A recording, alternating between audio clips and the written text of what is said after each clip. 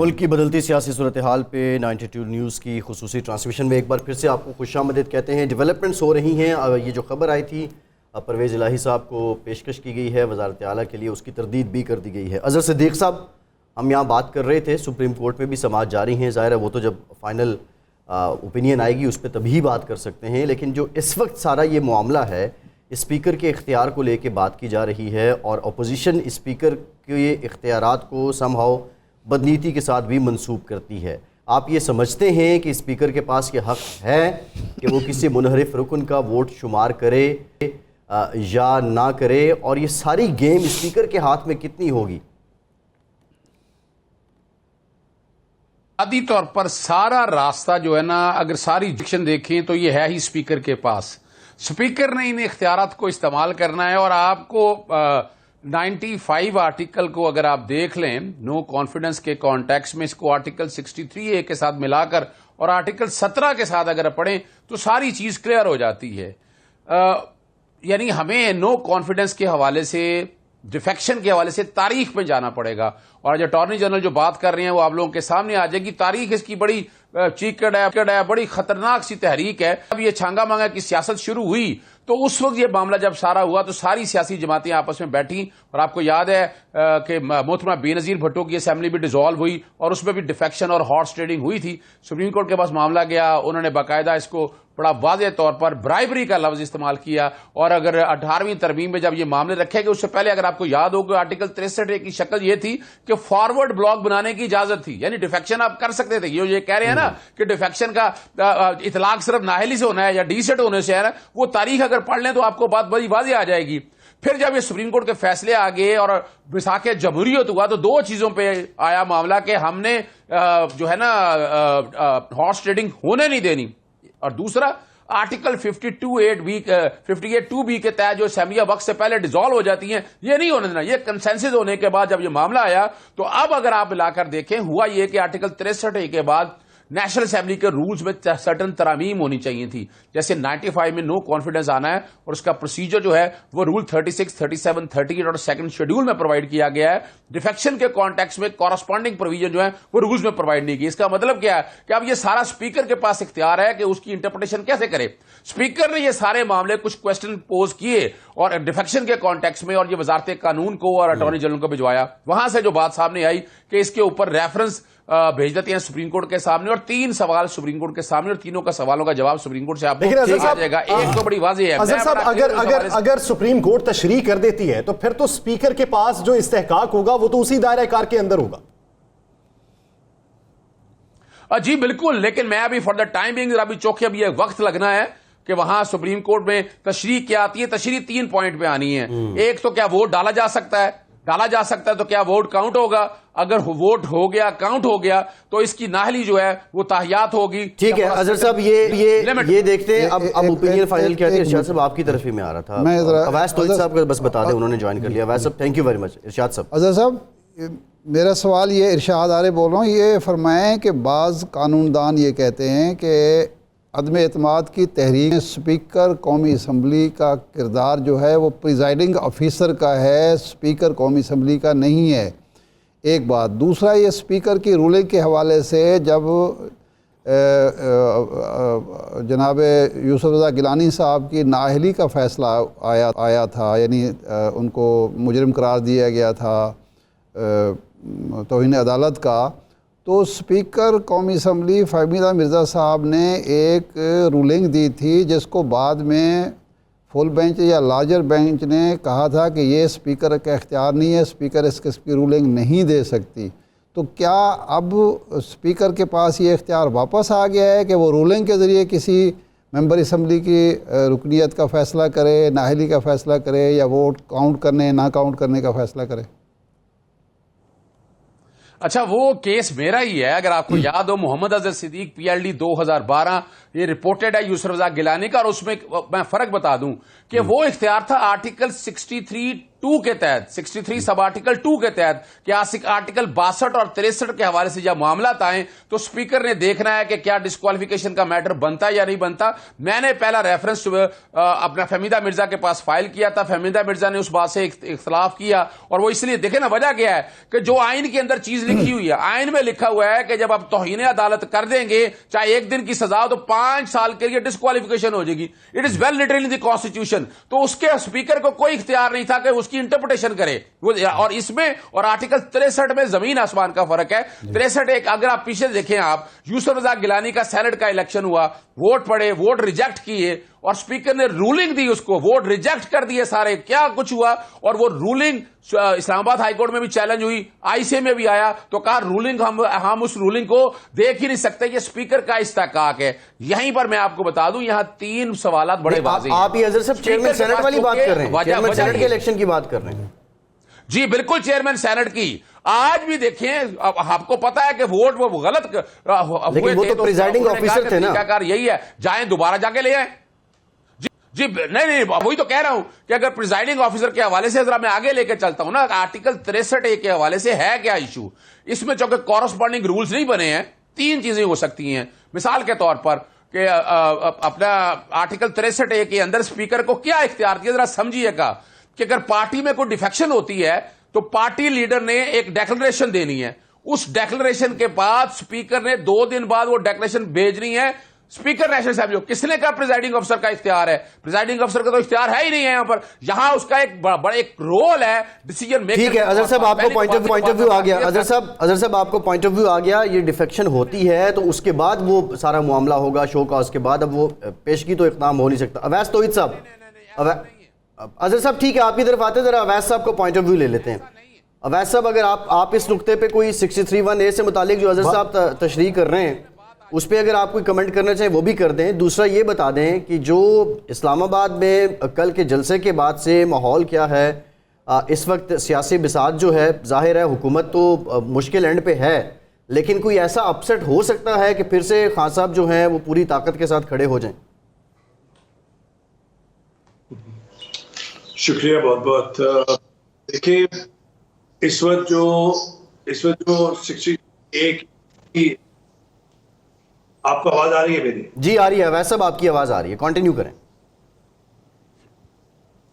63(a) کی تشریح ظاہر ہے سپریم کورٹ جو بھی کرے, لیکن دیکھیں اس وقت جو بساط ہے سیاسی بساط, وہ تحریک عدم اعتماد جو ہے اس کے اپوزیشن کی پڑھائی ہے, اور یہ تو پھر ثانوی حیثیت ہو جائے گی 63(a) کی تشریح اگر قاف لیگ, MQM اور بلوچستان عوامی پارٹی جس طرح کے اندازے لگائے جا رہے ہیں کہ وہ آج رات کو یا کل یا ایک آدھ روز کے اندر وہ حمایت اعلان کر دیں گے اپوزیشن کے ساتھ, تو لگتا یہی ہے کہ اتحادی جو ہیں, جو ہماری اطلاعات ہے, جو ہمیں محسوس ہو رہا ہے کہ قاف لیگ جو ہے, جو ان کے ذرائع سے بات ہوتی ہے وہ یہ ہے کہ جی ان کا الائنس زرداری صاحب کے ساتھ ہوا ہے. زرداری صاحب نے انہیں یہ یقین دہانی کرائی ہے کہ وزارت اعلیٰ کا جو عہدہ ہے وہ انہیں ملے گا, اور مستقبل کے اندر جو ہے ظاہری بات ہے کہ وہ ساتھ ان کا چلے گا. اور نون لیگ جو نواز شریف صاحب کا جو سندیشہ پہنچایا گیا ہے قاف لیگ کو, ہماری اطلاع کے مطابق وہ بھی یہی ہے کہ وہ کہتے ہیں کہ ایک بڑے کاز کے لیے وزارت اعلیٰ جو ہے عہدہ آپ لے سکتے ہیں, قاف لیگ کو دے سکتے ہیں. اور اسی کی ترجمانی گجرانوالہ کے اندر حمزہ شہباز سے جب سوال کیا مریم اور حمزہ بیٹھے ہوئے, تو حمزہ نے یہی کہا کہ جی بڑے 4 سال تک قربانیاں ہیں کارکنوں کی اور اس کی, لیکن بڑے کاز کے لیے یہ تو بہت چھوٹی بات ہے. تو وہی تشریح یہی لگتی ہے. مجھے یہ لگتا ہے کہ یہ فوٹو آپس ہیں جو اتحادی کرا رہے ہیں حکومت کے ساتھ, اپوزیشن کے ساتھ. دوسری طرف MQM جو ہے اس کا بھی ایک اصولی طور پر یہ میری خورشید شاہ صاحب سے بات ہوئی ہے اور دوسرے پیپلز پارٹی کے لوگوں سے بات ہوئی ہے MQM کے, ان کا کہنا ماننا یہ ہے کہ نون لیگ کے ساتھ بھی ان کو فیڈرل لیول پر ان کی بات چیت ہوئی ہے. معاہدے کی زبانی معاہدہ اور تحریری معاہدہ جو ہے پیپلز پارٹی سے پہلا ڈرافٹ تیار ہو گیا ہے, اور ہماری طرح کے مطابق مرتضی وہاب نے کیا ہے. گورنرشپ جو ہے وہ پہلی دفعہ یہ طے پایا ہے کہ جی MQM کو دی جائے گی. ڈاکٹر عشرت العباد نے جو دبئی میں ہیں انہوں نے بڑا کردار ادا کیا ہے. یعنی ابھی تک کی اگر وضع کردہ حکمت عملی دیکھیں نام ذرا جان لیں اویس صاحب سے, امپورٹنٹ بات ہے اویس صاحب. جی 3 نام لیے جا رہے ہیں. خالد مقبول صدیقی کا ہے, وسیم اختر صاحب کا ہے اور عامر خان صاحب کا ہے. لیکن مجھے ایسا لگتا ہے کہ خالد مقبول صدیقی جو ہے وہ زیادہ اسٹرانگ کینڈیڈیٹ ہیں اور پارٹی کی جو باغ دوڑ ہے وہ عامر خان صاحب کے ذمہ ہوگی. جو ایم کیو ایم کا باضابطہ اعلان کا جو ڈیپینڈ کر رہے ہیں وہ کہ قاف لیگ اناؤنس کرے اور اس کے ساتھ ہی کر دیں گے. دیکھیے عمران خان صاحب کا جو کل جلسہ تھا, عمران خان صاحب کا, وہ فیوچر دیکھ رہے ہیں, وہ اگلے الیکشن پہ دیکھ رہے ہیں اور انہوں نے ایک طرح سے تاثر دیا ہے کہ یہ بین الاقوامی سازش جو ہے یہ چوروں کا ٹولہ, ڈاکوں کا ٹولہ مل کے کر رہا ہے بین الاقوامی سازش کا. اور یعنی آپ یہی سمجھتے ہیں کہ کل کا جو جلسہ تھا وہ اس سے مستقبل کے اشارے دکھائی دیتے ہیں, وہ موجودہ طور پہ تحریک عدم اعتماد کا مقابلہ کرتے دکھائی نہیں دیتے. پی ٹی آئی کی رہنما عالیہ حمزہ صاحبہ بھی ہمارے ساتھ موجود ہے. عالیہ صاحبہ, جس طرح اویس توحید صاحب کی گفتگو آپ نے سنی ہے, اتحادیوں کو اپوزیشن نے بے شمار جو ہے پیشکشیں کی, آپ نے بے شمار رابطے کیے اتحادیوں سے, لیکن اتحادی آپ کے ساتھ کھڑے ہونے کا واضح ثبوت نہیں دے سکے. آج اتحادیوں نے فیصلہ بھی کر لینا ہے, باتیں یہی چل رہی ہیں. کیا وجہ ہے کہ ابھی تک آپ اتحادیوں سے ہاں نہیں نکلوا سکے؟ پہلے تو یاسر میں یہ کہوں گی کہ ابھی اتحادیوں نے اپنا ڈیسیژن نہیں کیا ہے اور میرے خیال میں decision most probably Pakistan Tehreek Insaf کے حق میں ہی ہوگا. یہ تو وہی والی بات ہے کہ ہم آخری گیند تک کھیلیں گے اور آخری گھنٹے تک اس عدم اعتماد کا فیصلہ جو ہے آپ کو نظر آ جائے گا کہ کیا ہوگا. اور انشاءاللہ ہمیں جو نظر آ رہا ہے, آج بھی بڑے اچھے ہمارے کاف لیگ کے ساتھ ہماری سارے ڈائلاگ ہوا ہے اور بڑے اچھے ہم ایکسپیکٹ کر رہے ہیں ان کے ریزلٹس. باقی سپریم کورٹ کے اندر منحرف اراکین کا سارا یہ پروسیس چل رہا ہے, تو اللہ تعالیٰ ہمیں تو یہ لگ رہا ہے کہ فیصلہ تحریک انصاف کے حق میں ہی ہوگا. مجھے اس کا تو ایشو نہیں تھا, مجھے تو زیادہ ایشو یہ تھا کیونکہ ہمیں تو یہ پتا ہے کہ اتحادیوں کو اس وقت ناز نخرے بھی اٹھانے چاہیے, انہیں ان کی ضیافتیں بھی اڑانی چاہیے, انہیں ان کو اپنے پیچھے دوڑانا بھی چاہیے. تو for us that is a secondary matter. ابھی جس طرح کی گفت و شنید ہوئی ہے, میرا خیال ہے کہ بڑے اچھے اور پازیٹیو ڈائلاگز اور خوش آئند نتیجے نکلیں گے. امپورٹنٹ یہ نہیں ہے, امپورٹنٹ یہ ہے, میں ایک بات سے شروع کروں گی اور آگے لے کر جاؤں گی. اب صدیوں کے اقرار اطاعت کو بدلنے, اب صدیوں کے اقرار اطاعت کو بدلنے لازم ہے کہ انکار کا فرمان کوئی اترے. تو میں تو ایک ایسے شخص کو دیکھ رہی ہوں اور میرا لیڈر تو ایک ایسا شخص ہے جس نے کل اپنی پوری قوم کو صرف ایک بات بتا دی اور اس نے یہ نہیں کہا کہ میرے پیچھے چلو یا کسی اور کے پیچھے چلو. اس نے کہا کہ میں صرف اتنا کہتا ہوں, میں رہوں نہ رہوں, اس ملک کو ایسے لوگوں کے ہاتھوں میں نہ دینا جو اس کی خود مختاری کو, جو اس کی آزادی کو, جو اس کی غیرت کو, جو اس کی حمیت کا سودا کریں. کل میں نے تو صرف ایک چیز دیکھی ہے, میں نے اس ہجوم کو کل قوم بنتے دیکھا ہے. میں نے تو صرف ایک ہی چیز دیکھی ہے کہ وہاں پر عوام کا ایک جمع غفیر تھا جو جمع غفیر یہ کہہ رہا تھا کہ غیر ملکی اور بیرونی ایجنڈے کو ہم مسترد کرتے ہیں. میں نے تو کل ایک ایسی قوم وہاں پر دیکھی ہے جس کے جذبے کو نہ یہ لوگ خرید سکتے ہیں, جن کی ضمیروں کی بولی نہ یہ لوگ لگا سکتے ہیں. اور انہوں نے کل ڈان لیکس کرنے والوں کو, میمو اسکینڈل کرنے والوں کو, پاکستان کو توڑنے والے کو, پاکستان کی اینٹ سے اینٹ بجانے والوں کو, افغانستان تک پاکستان بنانے والوں کو, سب کو مسترد کر دیا ہے. عالیہ صاحب موقف کو مزید بھی آگے بڑھائیں گے. ارشاد عارف صاحب کی جانب بڑھوں گا. ارشاد صاحب, آپ یہ دیکھیے کہ پنجاب کے اندر بھی سیاست تیز ہونے والی ہے, وفاق میں بھی سیاست تیز ہو چکی ہے, بالآخر جا کے ووٹنگ تو کروانی ہے. اس پورے سینیریو کے اندر کیا اب حکومت صرف آئندہ کا اہداف سیٹ کر کے بیٹھی ہوئی ہے کہ مستقبل کا گول سیٹ کرنا ہے بس؟ دیکھیں, حکومت کے لیے دو مسائل تھے اور ہیں. ایک تو وہ اپنے منحرف ارکان کو واپس نہیں لا سکی, دوسرا اپنے اتحادیوں کو ابھی تک یہ ثابت نہیں کر سکی کہ وہ ان کے ساتھ ہیں, ان کو اپنا حامی نہیں بنا سکی. یہ گو مگو اور تذبذب کی جو پالیسی ہے اس کا حکومت کو نقصان ہو رہا ہے. یہ تاثر پختہ ہو رہا ہے کہ اتحادی ان کے ساتھ نہیں ہیں, اپوزیشن کے ساتھ ہیں یا نہیں ہیں یہ بھی جلد پتہ چل جائے گا. لیکن اگر اتحادی اتنی تاخیر کر رہے ہیں تو ان کے لیے یہ فیصلہ کرنے میں تو کوئی مشکل نہیں ہے کہ ہمیں عمران خان کے ساتھ کھڑے ہونا چاہیے. اس کا مطلب مشکل انہیں یہ ہے کہ اپوزیشن کے ساتھ ہمیں جانا ہے, یہ ذہن بنا چکے ہیں. لیکن جانا ہے تو کن شرائط پر جانا ہے اور کون سی ضمانتیں ہمیں چاہیے، گارنٹیز چاہیے، اور آگے چل کے کیسا ہونا ہے. اور پھر یہ بھی سوچنا ہے اتحادیوں نے کہ اگلے الیکشن میں کیا ہوگا. اس دفعہ اگر مثال کے طور پر ان کو گورنرشپ مل جاتی ہے ایم کیو ایم کو سندھ میں، شپنگ کی کارپوریشن کی وزارت بھی مل جاتی ہے، یہاں پنجاب میں چودھری صاحب کو وزارت اعلیٰ مل جاتی ہے، تو اگر یہ 2 مہینے بعد 6 مہینے بعد الیکشن ہونے ہیں تو اگلے الیکشن میں مسلم لیگ نون اور پیپلز پارٹی ہمارے ساتھ کیا سلوک کرے گی، یہ بھی انہوں نے دیکھنا ہے. اور یہ بھی دیکھنا ہے کہ اگر ہم حکومت کے ساتھ کھڑے ہوتے ہیں اور حکومت پھر بھی گر جاتی ہے تو پھر ہمارا مستقبل کیا ہوگا، یہ بھی انہوں نے سوچنا ہے. تو یہ معاملہ جو ہے اتحادیوں کی حد تک جو ہے مستقبل کا زیادہ ہے. جہاں تک عمران خان صاحب کے کل کے جلسے اور اس سے پہلے کے جلسوں سے یہ واضح ہے کہ عمران خان صاحب یہ ذہنی طور پر تیار ہو چکے ہیں کہ حکومت رہے نہ رہے، میں نے اگلے الیکشن میں ایک نیریٹو لے کے جانا ہے جو میرے لیے مفید ہو.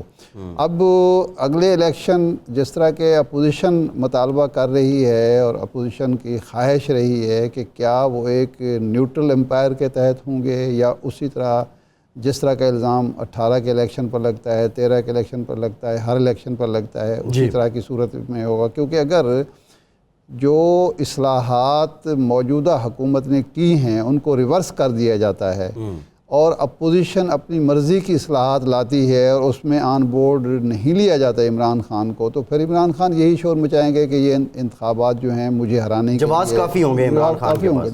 بالکل ٹھیک. تو اس لیے میں نے کل بھی پروگرام میں یہ بات کہی تھی کہ جو لوگ مذاکرات کر رہے ہیں، جو لوگ یہاں سموتھ ٹرانزیکشن چاہتے ہیں، انہیں 2 باتوں کو یقینی بنانا چاہیے کہ جو اصلاحات ہوں، خواہ وہ نیب کے حوالے سے ہوں، خواہ وہ الیکشن کے حوالے سے ہوں، الیکشن کمیشن کے حوالے سے ہوں، وہ متفقہ ہونی چاہیے. لیکن اس سے بھی زیادہ صرف قانون سازی سے کوئی فرق نہیں پڑتا. ہمارے یہاں قانون سازی بہت ہو چکی ہے اور ہر طرح کی قانون سازی ہے. یعنی دنیا میں جس ملک میں آئینی تحریری نہیں ہے وہاں ایک ووٹ کے ساتھ حکومت 5 سال پورے کرتی ہے، اور جہاں ہر طرح کے آپ نے قدغنیں لگا دی ہیں ہارس ٹریڈنگ پر، فلور کراسنگ پر، یہ وہ کر کے کوئی حکومت 5 سال پورے نہیں کرتی.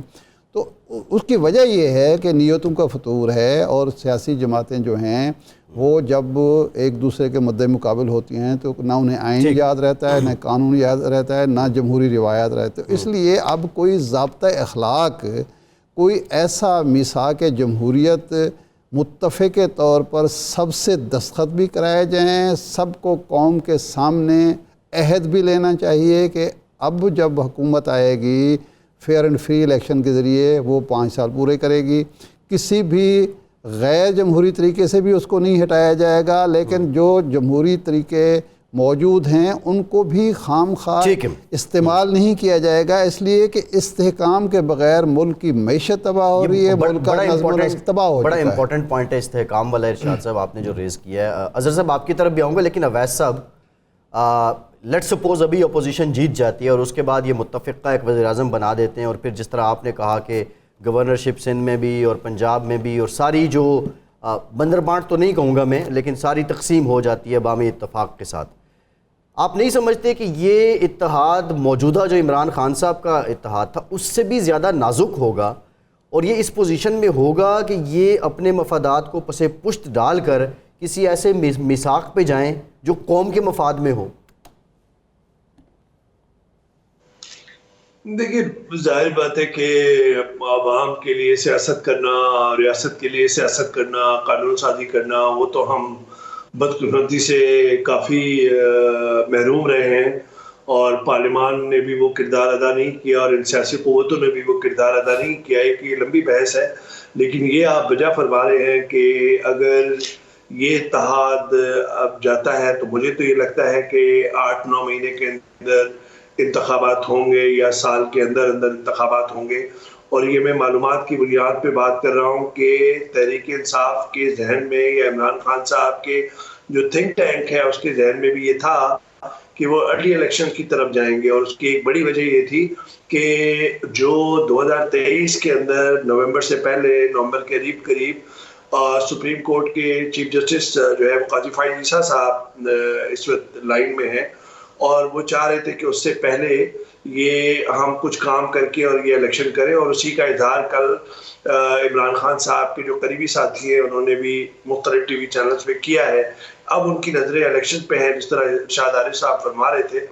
دیکھیں خان صاحب کو ایک فائدہ ہوا ہے اور نقصان کیا ہوا ہے۔ فائدہ یہ ہوا ہے کہ ان کے 3.5 پونے 4 سال کی جو حکومت ہے اس کے اندر جو وہ پرفارم نہیں کر سکے، اور وہ بڑی وجوہاتیں ہم اور آپ بہت چرچا کر چکے ہیں کہ معاشی مسائل، گورننس کے مسائل، تبادلے، بزدار صاحب کی appointment, so on and so forth, وہ جو ہے وہ تو پیچھے چلی جائے گی۔ اب خان صاحب آگے کی طرف دیکھ رہے ہیں، اور آگے کی طرف دیکھ رہے ہیں ایک مغربی دنیا مخالف ایک بیانیہ بنا رہے ہیں، ایک اسلامی ریاست کا ایک بیانیہ سامنے رکھ رہے ہیں، اور وہ ینگر جنریشن اور اوورسیز پاکستانیز کے اندر میرا اتفاق ہو، آپ کا اتفاق ہو، اختلاف ہو خان صاحب کی سیاست سے، لیکن وہ ان کا ووٹ بینک انٹیکٹ ہے۔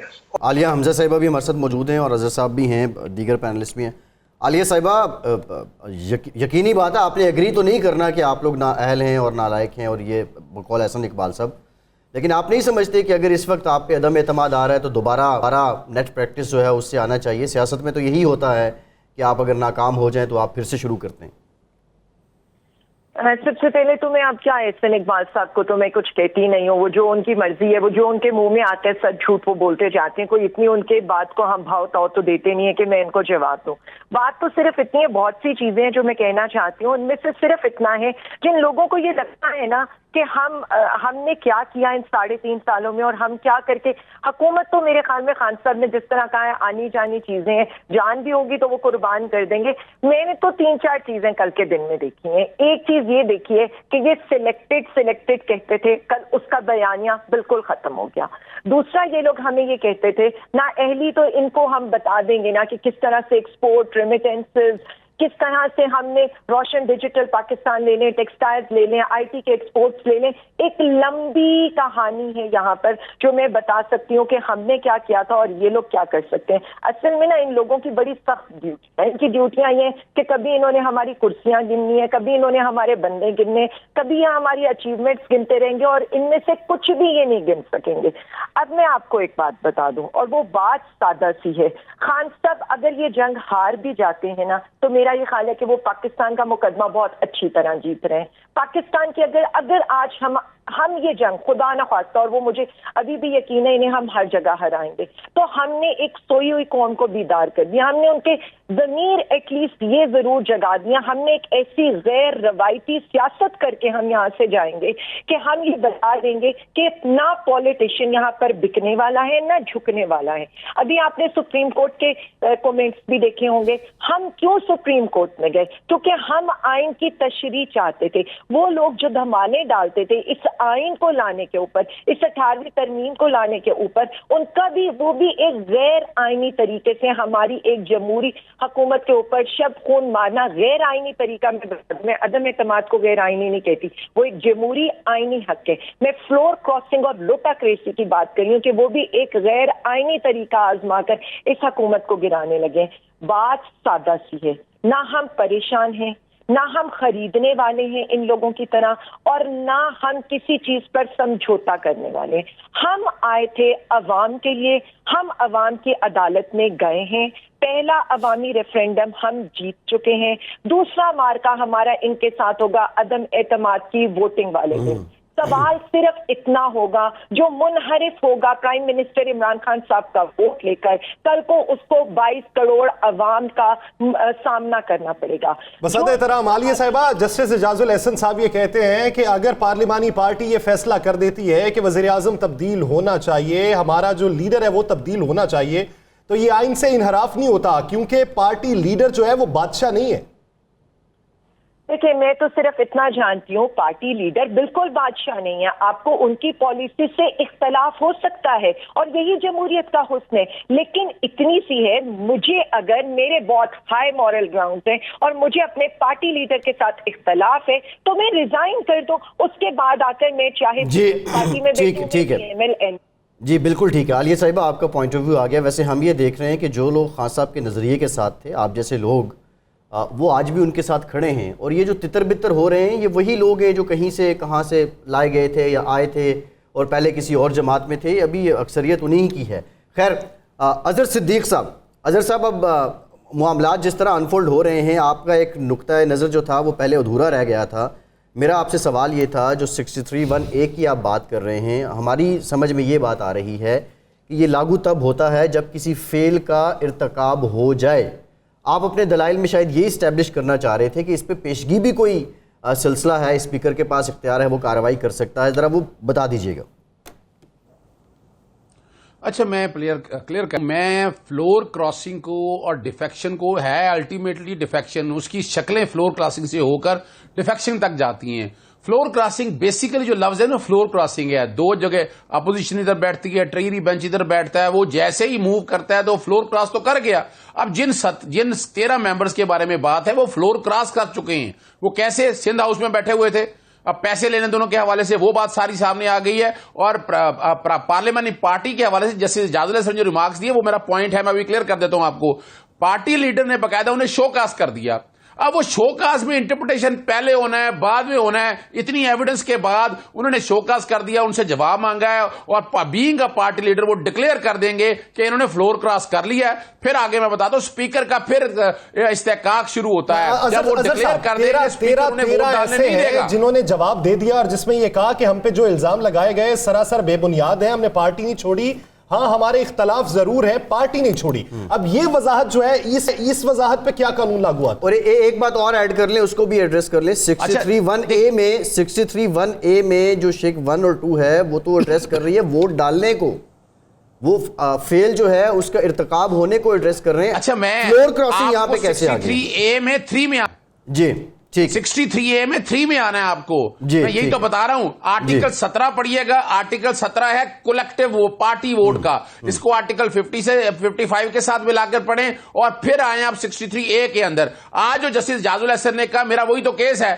کہ ایک پارلیمانی پارٹی ہے, پارلیمانی پارٹی میں 152 ووٹ ہے تحریک انصاف کے, کیا 13 ووٹ یہ فیصلہ کریں گے پارٹی لیڈر کا؟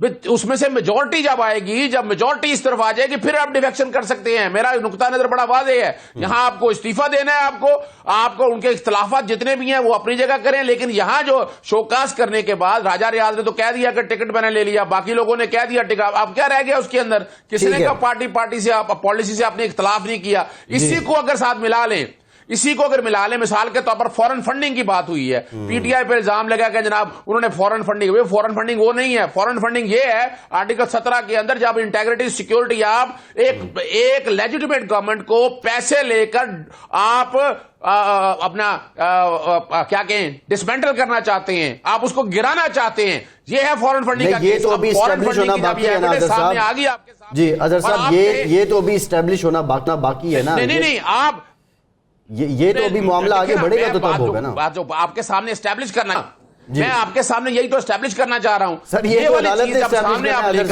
فنڈنگ ہوئی ہے کہ نہیں ہوئی ہے, یہ تو عدالت نے کرنا ہے. ویسے میں اس کا بتا دیتا ہوں. جی سر, معاملہ عدالت میں جائے گا. وہاں پر پارٹی اظہر صاحب آپ کی طرف آتے ہیں, اظہر صاحب آپ کی طرف آتے ہیں. میں آپ کو بتا رہا ہوں کہ اس طرح کی جب ایویڈنس آپ کے سامنے آ جائے, کیا آپ کیا چاہیں گے کہ ووٹ ڈالے جا سکیں؟ پارٹی لیڈر جب ایک بات کر رہا ہے, اس کے پاس ایویڈنس ہے, ہوگا کیا کہ آرٹیکل 17 کے تحت یہ بڑا ڈینجرس ایشو ہے. 17 کے تحت ایسی پولیٹیکل پارٹی جو فورن فنڈنگ فنڈ سے آگے ایک گورنمنٹ کو ڈی اسٹیبلائز کرتی ہیں, اب اس کے تحت ایک فیڈرل گورنمنٹ ریفرنس بھیجے گی. اسی پہ تو سپریم کورٹ یہ کہہ رہی ہے طریقہ کار واضح ہے, آپ الیکشن کمیشن کو کیس بھجوائیں, الیکشن کمیشن جو فیصلہ کرے گا اس پہ سپریم کورٹ بات ہو سکتی ہے. اظہر صاحب ٹھیک ہے, یہ اور چیز ہے. اچھا اظہر صاحب آپ کا نقطہ آ گیا, پوائنٹ ختم کرنے میں جواب سارے دیتا ہوں, اس طرح ربط ٹوٹ جاتا ہے. اظہر صاحب آپ کا نقطۂ نظر آ گیا. ٹھیک ہے اظہر صاحب, آپ کا نقطۂ نظر آ گیا, مجھے اویس صاحب کی طرف جانا ہے. اظہر صاحب ہماری رائے یہ ہے کہ یہ معاملہ عدالت میں جائے گا, عدالت اس کو دیکھے گی, پھر یہ اسٹیبلش ہوگا آیا فورن فنڈنگ ہوئی ہے, پیسے استعمال ہوئے یا نہیں ہوئے. یہ محض ابھی تک الزامات ہیں عموماً جو سیاست میں ہوتے ہیں. وہ پارٹی ڈسبینڈ کرنے کی بات میں کرنا چاہ رہا ہوں. جی اویس صاحب یہ تو خیر قانونی بحث وہ میں پارٹی ڈسبینڈ, وہ ایک علیحدہ. اویس صاحب یہ بتا دیجئے, اویس صاحب آج جو سیشن ہونے جا رہا ہے کیسے آپ اس کو کیا دیکھ رہے ہیں؟ کیا کوئی شور ہوگا, شرابہ ہوگا, ہنگامہ ہوگا, یا اسموتھلی آج تحریک قرارداد جو ہے وہ منظور ہو جانی ہے؟ بریف کمنٹ ہے ویسے. دیکھیے دیکھیے ظاہر بات ہے کہ اٹارنی جنرل جو آرگیو کر رہے ہیں سپریم کورٹ کی آنریبل بینچ کے سامنے، تو اظہر صدیق صاحب یہ سارے آرگومنٹ جو ہیں وہ اٹارنی جنرل کو دے دیں، یہ کمپیٹنٹ لائر ہے، میں اور آپ تو نہیں ہیں، لیکن جو ہماری جو سیاسی بصیرت ہے اس سے سیدھی بات سمجھ میں آتی ہے کہ یہ جو 63 کی جو تشریح مانگی ہے، دیکھیں ان کو ووٹ دینے کا حق ہے، وہ ووٹ دیں گے، اس کے بعد شو کاز نوٹسز ہوں گے، اور اس کے بعد ان کو پوری لائف تک نااہلیت نہیں ہوگی، ان کو ایک سرٹن ٹائم پیریڈ کے لیے ان کے لیے وہ نااہل قرار دیے جائیں گے۔ سمپل سی بات تو یہ سمجھ میں آتی ہے، اس کو رہنے دیں۔ دیکھیں میں یہ سمجھتا ہوں کہ یہ جو نمبر گیم ہے وہ ہونا ہے پارلیمان کے اندر، اور پارلیمان کے بجائے چاہے اپوزیشن اور حکمراں جماعت تحریک انصاف یہ سارا کھیل لے آئی ہے سیاست کا میدان کے۔ جی اویس صاحب، قطع کلامی کی معافی، we are running out of time, ہمیں نیوز بلیٹن پہ بھی جانا ہے۔ ارشاد صاحب آپ کا ایک کمنٹ آج کا جو قومی اسمبلی سیشن ہونے جا رہا ہے اس میں۔ دیکھیں پنجاب میں عدم اعتماد کی تحریک پیش ہونے کے بعد